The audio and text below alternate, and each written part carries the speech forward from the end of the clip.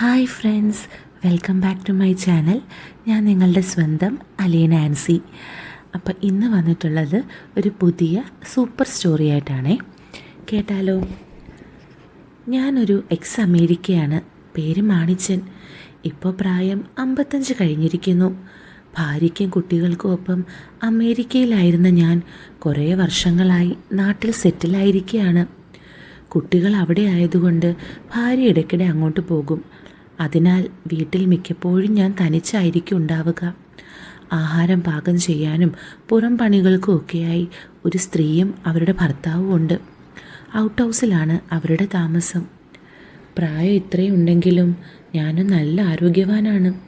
കരുത്തുറ്റ ശരീരവും കണ്ടാൽ പ്രായം തോന്നിക്കാത്ത യൗവനവും എനിക്കിപ്പോഴും ഉണ്ട്. ഒപ്പം സദാ ഇളം പെൺമേനികളുടെ സുഖം തേടുന്ന ഒരു കൊതിയൻ കുട്ടനും. നാട്ടിൽ താമസമായ ശേഷം അല്ലറ ചില്ലറ പെണ്ണുങ്ങളെ എനിക്ക് പണിയാൻ കിട്ടിയിരുന്നു. എങ്കിലും മനസ്സിന് പൂർണ്ണ തൃപ്തി നൽകിയ ഒരു ചരക്ക് പെണ്ണിനെ കിട്ടിയത് ഈ അടുത്തിടെയാണ്. ആ സംഭവമാണ് ഇവിടെ വിവരിക്കുന്നത്. ഞങ്ങളുടെ തൊട്ടടുത്ത വീട്ടിലെ ചരക്കാണ് നായിക. പേര് ജിഷ. പ്രായം വെറും 19. സുരേഷ് എന്നാണ് അവളുടെ ഭർത്താവിൻ്റെ പേര്. വീട്ടിൽ അവളും അവനും പിന്നെ അവൻ്റെ തള്ളയും മാത്രമേ ഉള്ളൂ. സുരേഷ് ടൗണിൽ ഒരു കട നടത്തുന്നു. അമിത മദ്യപാനിയായ അവൻ 1 വർഷം മുമ്പാണ് കല്യാണം കഴിച്ചത്. ജിഷയുടെ അച്ഛനും ഒരു മുഴുക്കുടിയനാണ്. കാണാൻ അതിസുന്ദരിയായിരുന്ന അവളെ പണമൊന്നും നൽകാതെയാണ് അയാൾ കെട്ടിച്ചു വിട്ടത്. നൽകാൻ അയാളുടെ പക്കൽ ഒരു പൂക്കാച്ചുളയും ഉണ്ടായിരുന്നുമില്ല. പെണ്ണിനെ കണ്ട് മയങ്ങിയ സുരേഷ് പണം ഒട്ടും ചോദിച്ചുമില്ല. പക്ഷെ അവൻ്റെ തള്ളയ്ക്ക് ആ തീരുമാനം ഒട്ടും ഇഷ്ടപ്പെട്ടിരുന്നില്ല. അവരുടെ കല്യാണത്തിന് ഞാനും പോയിരുന്നു. പെണ്ണിനെ കണ്ട് ഞാൻ അന്തം വിട്ടുപോയി എന്നതാണ് വാസ്തവം. എൻ്റെ ജീവിതത്തിൽ ഇത്ര ഇനിപ്പുള്ളൊരു ചരക്കിനെ വിരളമായി മാത്രമാണ് ഞാൻ കണ്ടിട്ടുള്ളത്. വെളുത്ത് കൊഴുത്ത് മതാലസയായ ഒരു കിടിലം പെണ്ണായിരുന്നു ജിഷ. ഒപ്പം നന്നേ ഇളം പ്രായവും. അമിത മദ്യപാനിയും അതിൻ്റേതായ ആരോഗ്യ പ്രശ്നങ്ങളുമുള്ള സുരേഷിൻ്റെ കൈകളിൽ അവൾ ഒതുങ്ങില്ല എന്നെനിക്ക് അപ്പോൾ തന്നെ തോന്നുകയുണ്ടായി. സാരിയുടെ ഇടയിലൂടെ കണ്ട അവളുടെ അതിൻ്റെ ഒക്കെ മുഴുപ്പും വെണ്ണ വയറും എൻ്റെ കൊതിയനെ കല്യാണപ്പന്തലിൽ വെച്ച് തന്നെ മൂപ്പിച്ചിരുന്നു. അങ്ങനെ ജിഷ എന്ന മാദകത്തിടമ്പ് എൻ്റെ അയൽക്കാരിയായി മാറി. പന്തലിൽ വെച്ച് എനിക്കുണ്ടായ തോന്നൽ ശരിവെക്കുന്ന തരത്തിൽ തന്നെ കാര്യങ്ങൾ നീങ്ങുന്നത് ഞാൻ അറിഞ്ഞു.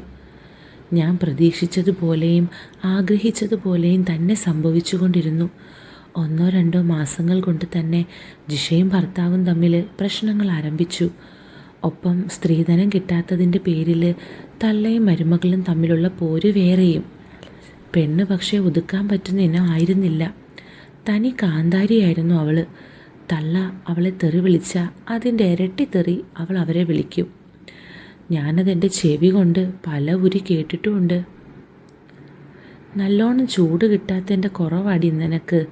അവൾക്ക് കടിക്കുന്നു പന്ന ഡാഷ് മോൾ. ഒരിക്കൽ അതിരിൽ നിൽക്കുന്ന സമയത്ത് എൻ്റെ തള്ളയുടെ കാതിലേക്ക് ആക്രോശം എത്തി. ആണ്, അതിന് നിങ്ങൾക്കെന്താ? മോനോട് പറ ശരിക്ക് ചൂട് തരാൻ. ജിഷയുടെ അലസമായ മറുപടി. ആ മറുപടി തൽക്ഷണം തന്നെ എൻ്റെ കൊതിയനെ സ്വാധീനിച്ചു. ജിഷയുടെ ശബ്ദത്തിന് പോലും അവനെ ഉണർത്താൻ തക്ക പ്രഭാവം ഉണ്ടായിരുന്നു. അതേടി, അവൻ്റേത് തികയാത്തതിൻ്റെ സൂക്കേടാ നിനക്ക്. കടി തീർക്കാൻ നീ വല്ലോനെ വിളിച്ച് വീട്ടിൽ കയറ്റിക്കും. അതിനും മടിക്കാത്തവളാ നീയെന്ന് എനിക്കറിയാം. അപ്പോൾ ലൈറ്റ് അടിച്ചു തരാൻ നിങ്ങൾ വരണ്ട കേട്ടോ മുതുക്കി. പട്ടി മൂദേവി എല്ലാം തള്ളിപ്പിടിച്ചുകൊണ്ട് അവിടെ ഒരു നടത്തം. എൻ്റെ നടത്തം കണ്ട് മുതുകാലത്ത് എന്തിനാ കിഴവി നിങ്ങൾ BP കൂട്ടുന്നത്? സത്യം പറയാമല്ലോ, എനിക്ക് താങ്ങാവുന്നതിലും കൂടുതലായിരുന്നു അത്. വീട്ടിലേക്ക് ഓടിയ ഞാൻ മുറിയിൽ കയറി നേരെ കട്ടിലിലേക്ക് മറിഞ്ഞു. അവിടെ കിടന്ന പില്ലോ ജിഷയെ സങ്കല്പിച്ച് ഞാൻ കെട്ടിപ്പിടിച്ച് കിടന്നുരുണ്ടു. തള്ള അവളെ പിണക്കി ഓടിക്കാൻ നന്നായി ശ്രമിക്കുന്നുണ്ടായിരുന്നെങ്കിലും സംഗതി ഏറ്റില്ല. കാരണം ജിഷ അങ്ങനെ പോകാൻ ആശിച്ചിരുന്നില്ല.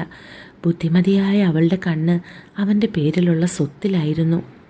തൻ്റെ സൂക്കേട് തീർക്കാൻ കണവന് കഴിവില്ല എന്നവൾ തിരിച്ചറിഞ്ഞെങ്കിലും ഏതാണ്ട് 1 ഏക്കർ വരുന്ന അവൻ്റെ പേരിലുള്ള സ്ഥലം കാരണം അവൾ അവൻ്റെ ഒപ്പം തന്നെ തുടർന്നു. തന്നെയുമല്ല, നയാ പൈസ ചെലവിന് പോലും തരാത്ത തന്തപ്പടിയുടെ വീട്ടിലേക്ക് തിരിച്ചു പോകാൻ അവൾക്കൊട്ടും താല്പര്യവും ഉണ്ടായിരുന്നില്ല. പക്ഷേ ഗജകഴപ്പിയായിരുന്ന അവളുടെ ആർത്തി പെരുത്ത മേനിക്ക് തൃപ്തി നൽകാൻ സുരേഷിന് ഒരിക്കലും കഴിഞ്ഞില്ല. അതുമൂലം അവനോടുള്ള അവളുടെ സംസാരവും പെരുമാറ്റവും അവജ്ഞ നിറഞ്ഞതായിരുന്നു. പക്ഷേ തനി പെങ്കോന്തനായിരുന്ന സുരേഷിന് അവൾ എന്തു പറഞ്ഞാലും പ്രശ്നമില്ലായിരുന്നു. അവളുടെ അടിമയെ പോലെ ആയിരുന്നു അവൻ്റെ ജീവിതം. കിടപ്പറയിലെ കഴിവുകേട് മൂലമാകാം അവൻ്റെ മദ്യപാനം പഴയതിലും കൂടുന്നുണ്ടായിരുന്നു. അയൽപ്പക്കം എന്ന നിലയ്ക്ക് ജിഷ ഞാനുമായി മെല്ലെ പരിചയത്തിലായി.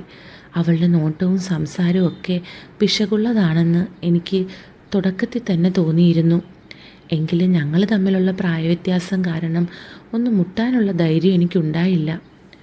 വിവാഹശേഷം പെണ്ണ് വരണ്ട് കിടന്ന നിലം മഴ പെയ്ത് കുതിർന്ന് ഫലഭൂയിഷ്ടമാകുന്നത് പോലെ വിടർന്ന് വിരിയുന്നത് അസ്വസ്ഥതയോടെ ഞാൻ കാണുന്നുണ്ടായിരുന്നു. ഇത്ര സുന്ദരമായ മുഖവും ഒപ്പം മുഴുക്കും അഴുക്കുമുള്ള പേനിയും നാട്ടിൽ മറ്റൊരു പെണ്ണിനും ഉണ്ടായിരുന്നില്ല. അവൾ നടക്കുമ്പോൾ ഒരു പ്രത്യേക ഭംഗിയാണ്, പ്രത്യേകിച്ച് അവളുടെ ആ പിന്നഴക്. അവൾ നടന്നു പോകുമ്പോൾ അത് കണ്ട് ഞാൻ അങ്ങനെ ആസ്വദിച്ച് നിൽക്കും. നാളുകൾ പോകുന്തോറും ജിഷയുടെ സൗന്ദര്യവും ആരോഗ്യവും കൂടിക്കൂടി വന്നു. നല്ല തുടുത്തു വിളഞ്ഞ ആപ്പിൾ പോലെ ആയി കഴിഞ്ഞിരുന്നു പെണ്ണ്. ഒരിക്കലും പതിവ് പോലെ അവളും തള്ളയും തമ്മിൽ വല്ല വഴക്കോ വക്കാണമോ ഉണ്ടോ എന്നറിയാനായി പുറത്തിറങ്ങി അവരുടെ വീടിനോട് ചേർന്നുള്ള അതിരിലേക്ക് ഞാൻ ചെന്നു. മിക്ക ദിവസവും ഉള്ള എൻ്റെ ഒരു ചര്യയായി മാറിയിരിക്കുകയാണിത്. അവരുടെ വീട്ടിൽ നിന്ന് ശബ്ദമൊന്നും കേൾക്കാതെ വന്നതോടെ എനിക്ക് നിരാശയായി. ജിഷ തെറി പറയുന്നത് കേൾക്കാൻ എനിക്ക് വല്ലാത്ത കൊതിയായിരുന്നു. ഈയിടെയായി രണ്ടിനും ഉളുപ്പ് തീരെ ഇല്ലാതായിട്ടുണ്ട്. ഇന്ന് ഭരണിപ്പാട്ടില്ല എന്ന നിരാശയോടെ പോകാൻ തുടങ്ങിയപ്പോൾ ചെറിയൊരു ശബ്ദം കേട്ട് ഞാൻ തിരിഞ്ഞു നോക്കി. അതിരിൻ്റെ അപ്പുറത്ത് നിൽക്കുന്ന ജിഷയെ വേലിപ്പടർപ്പുകളുടെ ഇടയിലൂടെ ഞാൻ കണ്ടു. അവളുടെ ദർശന മാത്രയിൽ തന്നെ എൻ്റെ രക്തയോട്ടം ഒറ്റടിക്ക് കൂടി. അവൾ വേലിയുടെ അരികിൽ കുനിഞ്ഞു നിന്നുകൊണ്ട് എന്തോ ചെയ്യുകയായിരുന്നു. ആരെങ്കിലും ശ്രദ്ധിക്കുന്നുണ്ടോ എന്ന് നിരീക്ഷിച്ചിട്ട് ഞാൻ മെല്ലെ അടുത്തേക്ക് ചെന്ന് നോക്കി. എന്തോ നടുകയായിരുന്ന അവളുടെ നിൽപ്പ് എൻ്റെ സിരകളിൽ തീ പടർത്താൻ പര്യാപ്തമായിരുന്നു. കുനിഞ്ഞു നിന്ന് ചെടി നടുന്ന അവളുടെ ആ നിൽപ്പ് ഒരു വല്ലാത്ത നയനസുഖം തരുന്ന കാഴ്ച. വേലിച്ചെടികളുടെ ഇടയിലൂടെ വ്യക്തമായി ഞാനത് കണ്ടു. അവൾ വേണ്ട ചിലതിട്ടിട്ടില്ല എന്നുകൂടി തോന്നിയതോടെ എൻ്റെ ചങ്കിടിപ്പ് അമിതമായി കൂടി. ഒരല്പം കൂടി കുനിഞ്ഞു നിന്ന് ആ ചെടി നട്ടാൽ നയനങ്ങൾക്കിരട്ടി മധുരം നൽകുന്ന കാഴ്ച കാണാമായിരുന്നു. എൻ്റെ കൊതിയൻ ഉണർന്നു. എൻ്റെ ഉള്ളിലൊരു വിറയൽ. കൂടുതൽ അടുത്തേക്ക് ചെന്ന് അവളെ പരവേശത്തോടെ ഞാൻ നോക്കി. എന്താ, അതിരു മാധുവാണോ? പതിഞ്ഞ ശബ്ദത്തിൽ ഞാൻ ചോദിച്ചു. എൻ്റെ ശബ്ദം വിറച്ചിരുന്നു. ശബ്ദം കേട്ട് തലപൊക്കി നോക്കി അവൾ ചിരിച്ചു. അവിടേക്ക് തന്നെയായിരുന്നു എൻ്റെ നോട്ടമെങ്കിലും അവൾ അത് കാര്യമാക്കിയില്ല. ഒരു കുരുമുളകിൻ്റെ തൈ നടുവാങ്കിളെ, അവൾ പറഞ്ഞു. ഞാൻ എൻ്റെ നെഞ്ചിലെ രോമം തടവി അവളുടെ കൊഴുത്ത ശരീരത്തെ അടിമുടി കണ്ണുകൊണ്ടൊഴിഞ്ഞു. ജിഷ തൈ നട്ട് നിവർന്ന് എന്നെ നോക്കി ചിരിച്ചു. ചെന്നു പിടിച്ച് മലർത്തി കിടത്തി അവളെ പണിയാനുള്ള ത്വര വളരെ പാടുപെട്ടാണ് ഞാൻ നിയന്ത്രിച്ചത്. അവൾ അങ്ങനെ പൂത്തൊലിഞ്ഞു നിൽക്കുന്ന കാഴ്ച ഭ്രാന്ത് പിടിപ്പിക്കുന്നതായിരുന്നു. കൃഷിയോട് താല്പര്യമുണ്ടല്ലേ?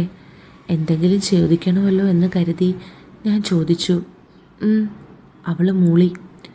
സുരേഷ് ഒരു കപ്പത്തണ്ട് നടുന്ന പോലെ ഞാൻ കണ്ടിട്ടില്ല. ഞാൻ പറഞ്ഞു, ചേട്ടന് ഒന്നിനും താല്പര്യമില്ല, എനിക്കെങ്കിലും വേണ്ടേ? അർദ്ധഗർഭമായ ചിരിയോടെ അവൾ പറഞ്ഞു. ഓഹോ, അങ്ങനാണോ? അവനെന്താ താല്പര്യമില്ലാത്തത്? കൃഷി നല്ല ഹരവും രസവും അല്ലേ? ഒരു കുഴി കുത്തി അതിലേക്ക് താഴ്ത്തി നടണം. പിന്നെ ഇടയ്ക്കിടെ ശകലം വെള്ളവും ഒഴിച്ച് വളവും കൊടുത്താൽ മതിയല്ലോ. അവൾ എന്താ ഉദ്ദേശിച്ചതെന്നറിയാനായി ഞാനൊരു നമ്പർ ഇട്ടു. സാധാ നനവുള്ള മണ്ണിപ്പോലും കുഴി തിരുത്തി നടാൻ മടിയുള്ള ആളാ ഇതൊക്കെ ചെയ്യാൻ പോണത്. നനവുള്ള ചുണ്ട് ചുവന്ന നാവ് നീട്ടി നക്കിയിട്ട് അവൾ പറഞ്ഞു. എൻ്റെ ഉള്ളിൽ കാളി. പെണ്ണ് കടിമൂത്ത് എന്തിനും തയ്യാറായി നടക്കുകയാണ്. അങ്കിൾ വ്യായാമം ചെയ്യാറുണ്ടോ? വീട്ടിലേക്ക് നോക്കിയിട്ട് അവൾ ശബ്ദം താഴ്ത്തി ചോദിച്ചു. ഞാൻ മൂളി. അവളുടെ മുഖം തൊടുക്കുന്നതും ആർത്തി പൂണ്ട കണ്ണുകൾ എൻ്റെ നെഞ്ചിലൊഴിയുന്നതും ഞാൻ ശ്രദ്ധിച്ചു. എന്താ ചോദിച്ചേ? ഏയ് ഒന്നുമില്ല. അവളുടെ മുഖം തുടുക്കുന്നത് ഞാൻ ശ്രദ്ധിച്ചു. എന്നാലും എന്തോ ഉണ്ട്. അങ്കിളിന് നല്ല മസിലുണ്ട്, നല്ല ശരീരം. ഒരു ദീർഘനിശ്വാസത്തോടെയാണ് അവളത് പറഞ്ഞത്. ആ മുഖത്ത് നിരാശ പടർന്നു പിടിച്ച പോലെ എനിക്ക് തോന്നി. മോൾക്കും നല്ല ശരീരമാ. ഇങ്ങനെ വേണം പെണ്ണായാൽ. അമേരിക്കയിൽ പോലും ഇത്ര പെർഫെക്റ്റ് ശരീരം ഞാൻ കണ്ടിട്ടില്ല. അത് പറഞ്ഞപ്പോൾ എന്തോ ഒരു തരം വികാരം അവളുടെ മുഖത്തേക്ക് ഇരച്ചു കയറി. ചുവന്നു തുടുത്ത കീഴ്ച്ചുണ്ട് ലേശം മലർത്തി എൻ്റെ നെഞ്ചിലേക്കും മസിലിലേക്കും അവൾ മാറി മാറി നോക്കി. എടി, ഇങ്ങോട്ട് വാടി മറുതേ. എന്തെടുക്കുവാ നീ അവിടെ? തള്ളയുടെ ശബ്ദം കേട്ട് ഞാനും അവളും ഒരുപോലെ ഞെട്ടി.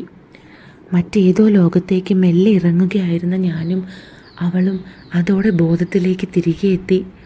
അവൾ നീരസത്തോടെ തിരിഞ്ഞു നോക്കി. നാശം പോട്ടെ അങ്കിളെ, ആ തള്ളയില്ലെങ്കിൽ സ്വൈര്യം തരില്ല. എന്നെ നോക്കി അങ്ങനെ പറഞ്ഞിട്ട് അവൾ തിരികെ പോയി. ഇളകി ആടിക്കൊണ്ടുള്ള അവളുടെ ആ നടത്തം നോക്കി ഞാൻ കൊമ്പനെ ഒന്നൊഴിഞ്ഞു. അവസരം ഒത്താൽ അവൾ എന്തിനും തയ്യാറാണ് എന്നെനിക്ക് മനസ്സിലായി കഴിഞ്ഞിരുന്നു. കാമശമനമില്ലാതെ പുരുഷന് വേണ്ടി ദാഹിക്കുന്ന ആരോഗ്യവതിയായ പെണ്ണാണവൾ. അവൾക്കൊരൊറ്റ ചിന്ത മാത്രമേ ഉള്ളൂ, അവളെ അങ്ങ് പെരുമാറണം മൃഗീയമായ കരുത്തോടെ. പക്ഷേ ഒരവസരവും ഒത്തു വന്നില്ല. എങ്കിലും 1-2 തവണ കൂടി ചെറിയ തോതിൽ അവളോട് സംസാരിക്കാനുള്ള അവസരം എനിക്ക് കിട്ടി. പാര ആ തള്ളയായിരുന്നു. അവരില്ലായിരുന്നെങ്കിൽ ജിഷ എന്നെ എനിക്ക് തന്നേനെ എന്നുള്ള ബോധ്യമുണ്ടായിരുന്നു. ഒരിക്കൽ തള്ള കുളിക്കാൻ കയറിയ നേരത്ത് അവൾ തിടുക്കത്തോടെ എൻ്റെ വീട്ടിലെത്തി. പണ്ടുണ്ടായ ചില വഴക്കുകൾ മൂലം തള്ളയ്ക്ക് എന്നോട് ശത്രുതയാണ്. അതുകൊണ്ടാണ് അവൾ രഹസ്യമായി കാണാൻ വന്നത്. അങ്കിളെ സോറി, എനിക്കൊരു ഹെൽപ്പ് വേണം. എന്നെ നോക്കി ചമ്മലോട് അവൾ പറഞ്ഞു. ആ മുഖത്തിൻ്റെ തുടുപ്പും സൗന്ദര്യവും ആർത്തിയോടെ കോരി കുടിച്ചുകൊണ്ട് ഞാൻ ചോദിച്ചു, എന്താ എന്താ ഞാൻ ചെയ്യണ്ടേ? അങ്കിളെ, അമ്മയ്ക്ക് സുഖമില്ല. അനുജത്തെ വിളിച്ചായിരുന്നു. ആശുപത്രിയിൽ കൊണ്ടുപോകാൻ ഒരു നിവൃത്തിയുമില്ല. അച്ഛൻ കുടിച്ചു മറിഞ്ഞ് നടക്കുമല്ലേ. അങ്ങേരുടെ കയ്യിൽ നയാ പൈസയില്ല. ഉണ്ടെങ്കിലും തരുത്തുമില്ല. എൻ്റെ പാവം അമ്മയെ സഹായിക്കാൻ ആരുമില്ല അങ്കിളെ. സുരേഷേട്ടൻ ആ തള്ളയെ പിടിച്ച് പണം തരില്ല. അങ്കിളൊന്ന് ഹെൽപ്പ് ചെയ്യാവോ? ഞാൻ പിന്നെ തള്ള അറിയാതെ സുരേഷേട്ടൻ്റെ പക്കൽ നിന്നും വാങ്ങി തന്നോളാം.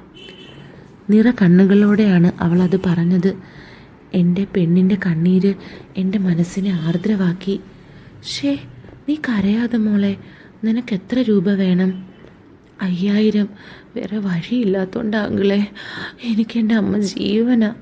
ആ തള്ള കുളിക്കാൻ കയറിയ നോരം നോക്കിയാ ഞാൻ ഇങ്ങോട്ട് വന്നേ. എനിക്ക് പെട്ടെന്നങ്ങ് പോകണം. അവൾ ഏങ്ങലടിച്ചു. മോളെ, നീ കരയാതെ. നിൻ്റെ ഏത് ആവശ്യവും നിനക്ക് എന്നോട് പറയാം. നീ നിൽക്ക്, ഞാൻ ഉടനെ വരാം. അവളെ അവിടെ നിർത്തിയിട്ട് ഞാൻ ചെന്ന് 10000 രൂപ എണ്ണിയെടുത്ത് പുറത്തേക്കെത്തി അവൾക്ക് നൽകി. 10000 രൂപയുണ്ട്. നീ ഇതെനിക്ക് തിരിച്ചു തരികയൊന്നും വേണ്ട കേട്ടോ. അവൾ അവിശ്വസനീയതയോടെ എന്നെ നോക്കി മടിച്ചു നിന്നു. എന്താ വേണ്ടേ?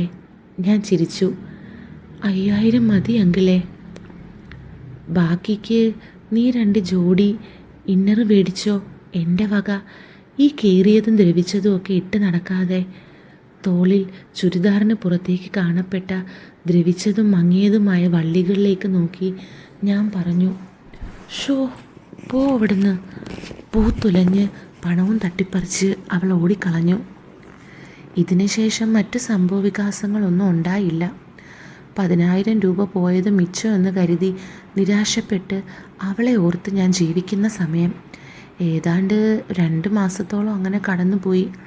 നാശം പിടിച്ച തള്ളയെ കാലിനും വേണ്ടായോ എന്നിടയ്ക്കിടെ ഞാൻ സ്വയം ചോദിക്കുമായിരുന്നു. എന്തായാലും കാലനെത്തിയില്ലെങ്കിലും കാലം എനിക്ക് വേണ്ടി കരുതി വെച്ചത് കൃത്യമായി തന്നെ ഒരു ദിവസം വിരുന്നെത്തി. അന്ന് ചെറിയ മഴയുള്ളൊരു രാത്രിയായിരുന്നു. ഞാൻ പതിവ് പോലെ വൈകിട്ട് മദ്യപാനം കഴിഞ്ഞ് ആഹാരം കഴിച്ചു. ജോലിക്കാർ പുറത്തു പോയ ശേഷം ഞാൻ വീടിൻ്റെ കതകുകൾ പൂട്ടി കുറേ നേരം TV കണ്ടു. പിന്നെ ഏതാണ്ട് 10:30 ഉറങ്ങാൻ കിടന്നു.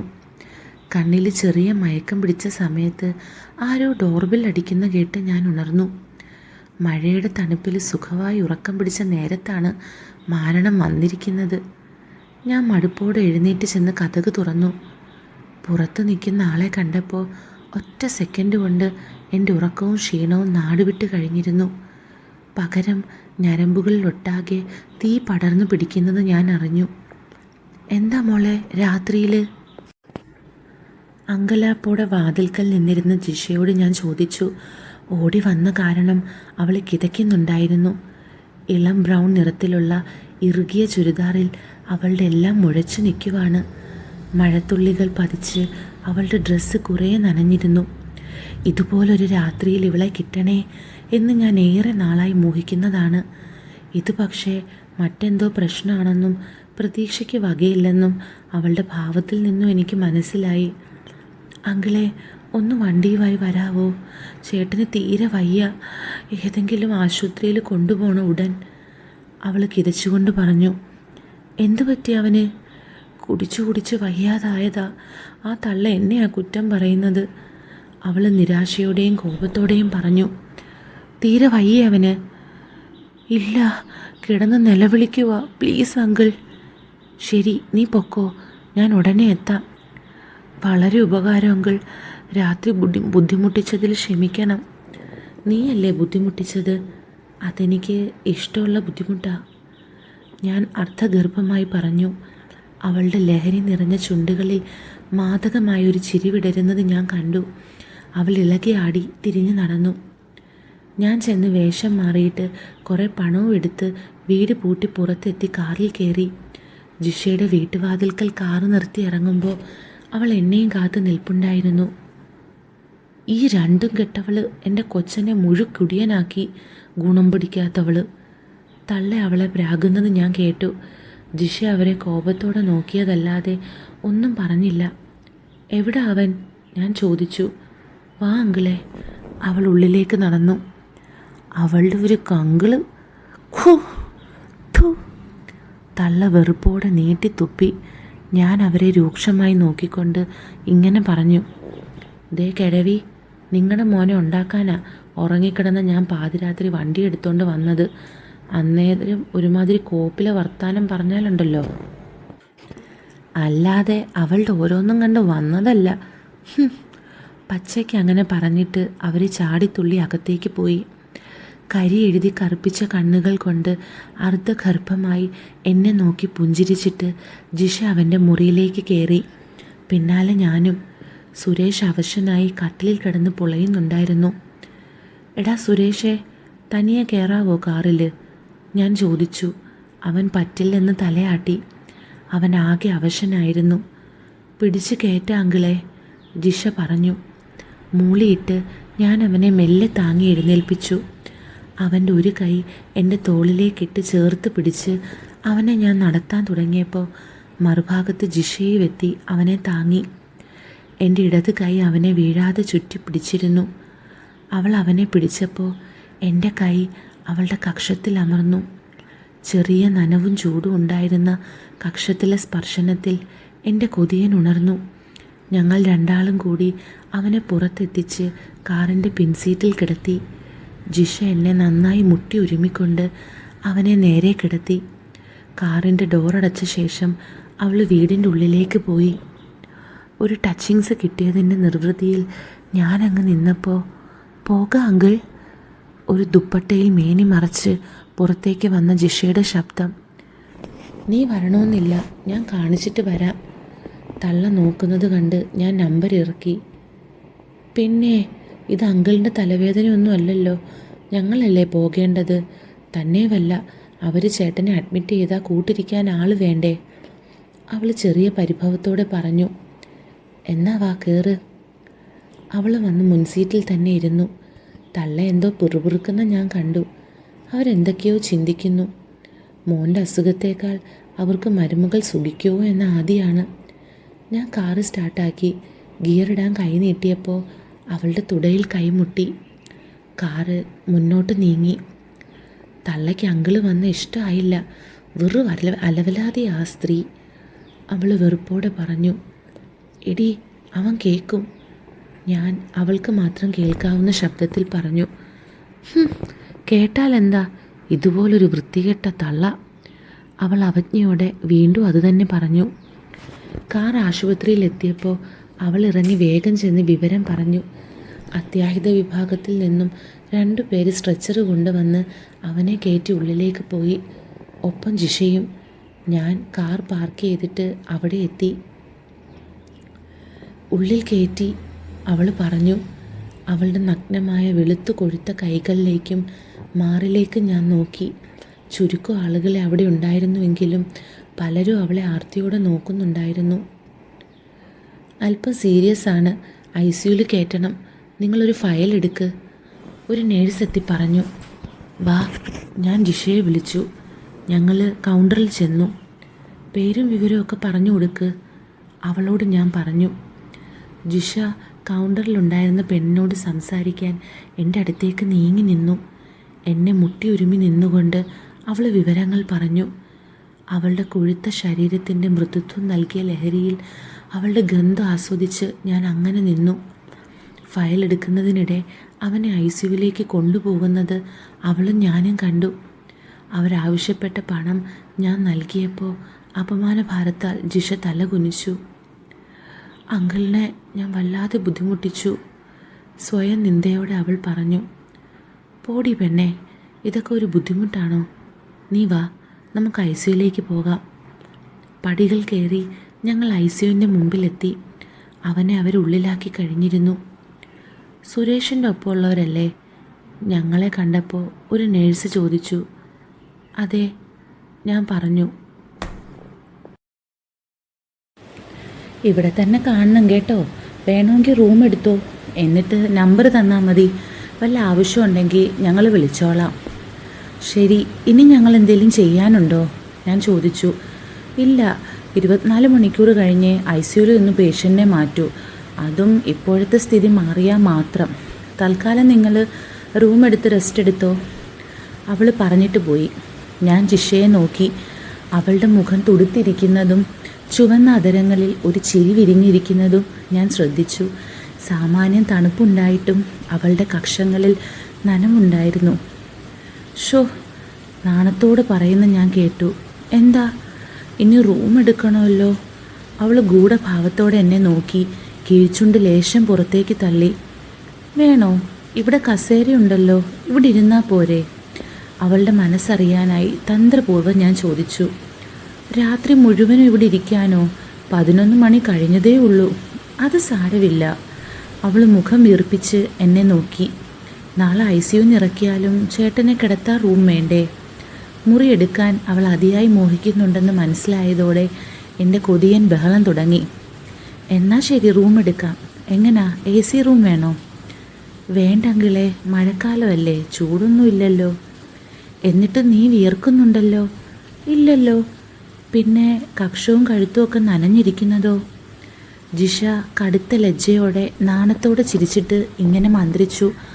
അവിടെ എപ്പോഴും നനവാ, എന്തു ചെയ്യാനാ? ആ മുഖത്തെ പൊതിഞ്ഞിരുന്ന നാണത്തിൽ നിന്നും അവളുടെ ഉള്ളിലും ചിലതൊക്കെ തോന്നി തുടങ്ങിയിട്ടുണ്ട് എന്നെനിക്ക് ഉറപ്പായിരുന്നു. റൂം എടുക്കാനായി ഞങ്ങൾ വീണ്ടും കൗണ്ടറിലെത്തി. ഒരു റൂം വേണം, കൗണ്ടറിലുണ്ടായിരുന്ന ആളോട് ഞാൻ പറഞ്ഞു. അയാളെ നോക്കാനെന്ന പോലെ എൻ്റെ അരികിലേക്ക് നീങ്ങിയ ജിഷ എൻ്റെ അടുത്ത് ഭാര്യ നിൽക്കുന്ന പോലെ മുട്ടി ഉരുമി നിന്നു. എൻ്റെ സകല കൺട്രോളും പോയി തുടങ്ങിയിരുന്നു. മുകളിലാ, പോകാം. പണം നൽകി രസീത് വാങ്ങിയ ശേഷം ഞാൻ അവളോട് ചോദിച്ചു. മൂളിക്കൊണ്ട് അവൾ മെല്ലെ അകന്നു മാറി. എന്നെ മുട്ടി ഉരുമി അവൾ ഒപ്പം നടന്നു. മുറിയിലെത്തി 2 മിനിറ്റ് കഴിഞ്ഞപ്പോൾ ഒരു കമ്പൗണ്ടർ തലേണയും വെള്ളവും ബെഡ്ഷീറ്റുകളും കൊണ്ടുവന്നു. ജിഷ ദുപ്പട്ട ഊരിയിട്ടിട്ട് ഇറുകിയ ചുരിദാറിൽ സ്വന്തം ശരീരവടവ് പ്രദർശിപ്പിച്ച് നിൽക്കുന്ന സമയത്തായിരുന്നു അയാളുടെ വരവ്. പ്രായമുള്ള ആളായിരുന്നു. എങ്കിലും അവളുടെ കൊഴുത്ത മേനിയുടെ അഴകളവുകളിലേക്ക് അയാളുടെ ആർത്തി പൂണ്ട കണ്ണുകൾ പതിയുന്നത് ഞാൻ കണ്ടു. മോളാണോ? ഒരു ഇളിയോടെ എന്നെ നോക്കി അയാൾ ചോദിച്ചു. അല്ല, മരുമോളാ, ഞാൻ പറഞ്ഞു. അയാൾ അർദ്ധഗർഭമായി മൂളി അവളെ ഒന്നുകൂടി നോക്കിയിട്ട് പുറത്തേക്ക് പോയി. വൃത്തികെട്ട കിളവൻ്റെ നോട്ടം കണ്ടില്ലേ? അയാൾ പോയിക്കഴിഞ്ഞപ്പോൾ ജിഷ ദേഷ്യത്തോടെ പറഞ്ഞു. എങ്ങനെ നോക്കാതിരിക്കും, അയാളൊരാണായി പോയില്ലേ? ഞാൻ ചിരിച്ചു.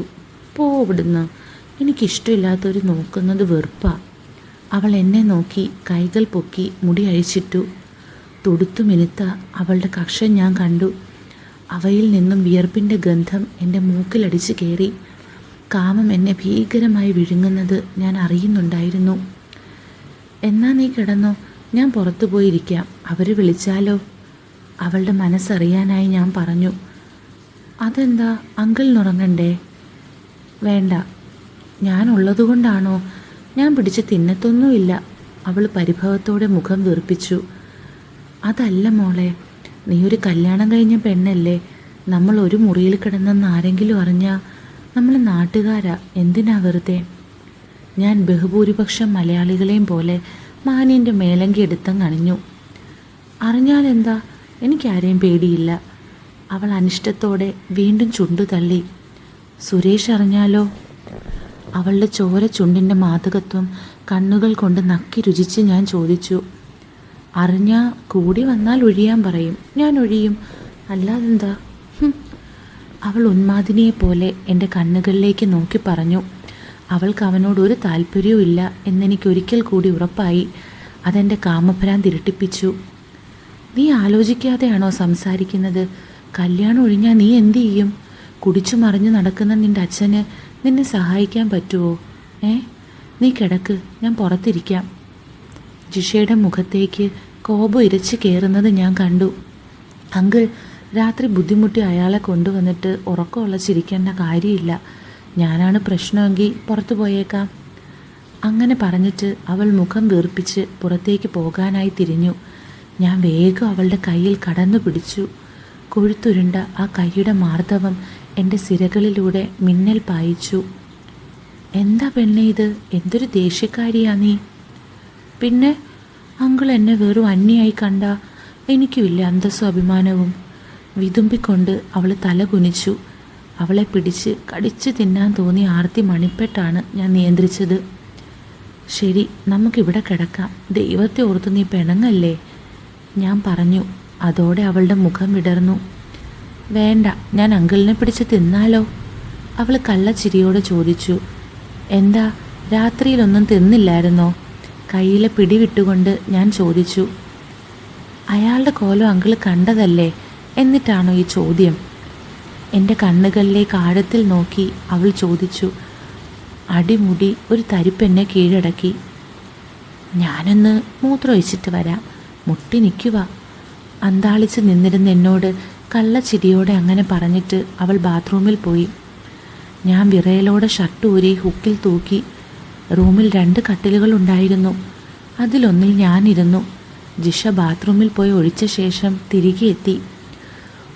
കുറേ നേരമായി മുട്ടി നിൽക്കുമായിരുന്നു, ഇപ്പോൾ പോയി ഒഴിച്ചപ്പോൾ നല്ല സുഖം. അവൾ എൻ്റെ നേരെ മുമ്പിൽ നിന്ന് കൈകൾ പൊക്കി മുടി കെട്ടിക്കൊണ്ട് പറഞ്ഞു.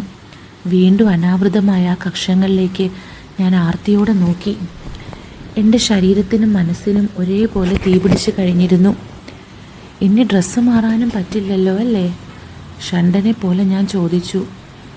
രാത്രി എന്തിനാ? അങ്ങനെ പറഞ്ഞിട്ട് അവൾ കട്ടിലേക്ക് ഇരുന്നിട്ട് എഴുന്നേറ്റു. ഷോ, ഈ കട്ടിലിൽ ഞാൻ എങ്ങനെ ഉറങ്ങും? എന്താ, ചെറുതാണോ? അതല്ല, ഇരുമ്പ് കട്ടിലല്ലേ, ശബ്ദം ഉണ്ടാകും. ഞാൻ കട്ടിലിൽ ഒന്നിളകിയിരുന്നു. കറകറ ശബ്ദം ഉണ്ടായി. കണ്ടോ, ഞാൻ താഴെ കിടക്കാൻ പോവാ, അവൾ പറഞ്ഞു. പിന്നെ സ്വന്തം കട്ടിലിലെ ബെഡ് എടുത്ത് എൻ്റെ നേരെ കുനിഞ്ഞു നിലത്തിട്ടു. കുനിഞ്ഞപ്പോൾ കണ്ട കാഴ്ച എൻ്റെ സ്ഥിതി പരമാവധി വഷളാക്കി. അവൾ ബെഡ്ഷീറ്റും തലേണയും അതിലിട്ട ശേഷം നിവർന്നു. അങ്കിൾ ബാത്റൂമിൽ പോണില്ലേ? ഞാൻ മൂളി. മെല്ലെ എഴുന്നേറ്റ് ഞാൻ ബാത്റൂമിലേക്ക് പോയി. മൂത്രം ഒഴിച്ച് തിരിഞ്ഞ ഞാൻ ഞെട്ടി. വാളിൽ ഹുക്കിൽ തൂക്കിയിട്ടിരിക്കുന്ന അവളുടെ വേണ്ടപ്പെട്ട ഒരു ഐറ്റം. ഞാൻ പെട്ടെന്ന് റൂമിൽ തിരികെ എത്തി. ജിഷ എൻ്റെ ബെഡും നിലത്ത് വിരിച്ചിരുന്നു. താഴെ കിടക്കാം, അവൾ പറഞ്ഞു. അഴിച്ചിട്ടിരുന്ന മുടിയിഴകളുടെ ഇടയിലൂടെ എൻ്റെ കണ്ണുകളിലേക്ക് നോക്കി മറുപടിക്കായി കാത്തു നിൽക്കുകയായിരുന്നു അവൾ. വന്യമായ ആസക്തിയോടെ ഞാൻ മൂളി. ലൈറ്റ് ഓഫാക്കിയ ശേഷം ജിഷ ഫാൻ ഫുൾ സ്പീഡിലാക്കിയിട്ട് കിടന്നു.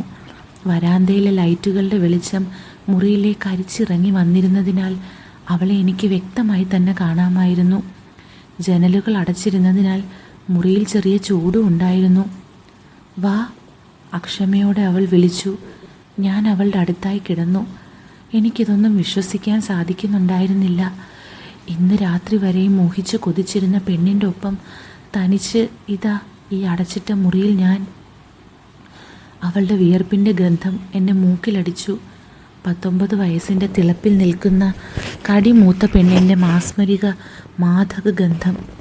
അവൾ കൈകൾ മുകളിലേക്ക് വിരിച്ചു വെച്ച് കക്ഷങ്ങൾ കാണിച്ചാണ് കിടന്നിരുന്നത്. ഞാൻ അവളെ നോക്കി. അവൾ എന്നെയും. ഉറങ്ങണ്ടേ? കിതപ്പോടെ ഞാൻ ചോദിച്ചു. അവൾ മൂളി. പിന്നെന്താ ഉറങ്ങാത്തത്? സുരേഷ് അവിടെ കിടക്കുന്നതിൻ്റെ വിഷമാണോ? ജിഷ അല്ലെന്നർത്ഥത്തിൽ ചുണ്ടു മലർത്തി എന്നെ നോക്കി. അവളുടെ മുഖം പിടിച്ചടുപ്പിച്ച് ആ ചുണ്ടിലൊരു മൊത്തം കൊടുക്കാൻ എൻ്റെ മനസ്സ് വെമ്പുകയായിരുന്നു.